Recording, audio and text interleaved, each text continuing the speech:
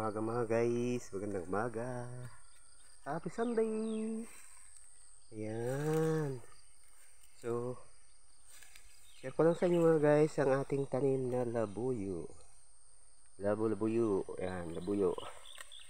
So, mapipitasan na siya mga guys. May paisa-isa na pong hinog. Ayan, tinabsan po natin.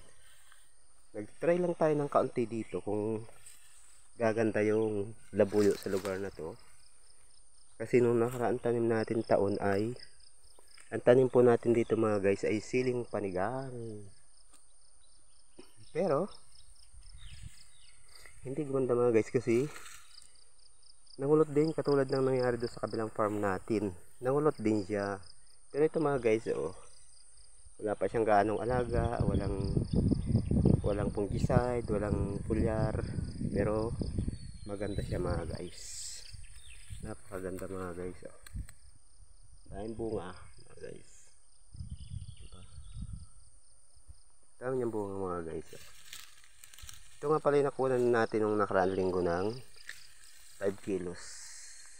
Kunti lang siya mga guys. Ilang puno lang ito mga guys. Sa mga 280 puno lang siya. O 256 puno. Kasi 2-3 lang ito mga guys.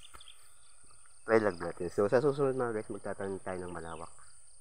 Tatanim natin ito ng mga 40 tray. Laman ito mga guys. Itong tatanim natin dito. Mula doon sa may sagingan na yun. Hanggang doon sa may kubo na yun. O diba?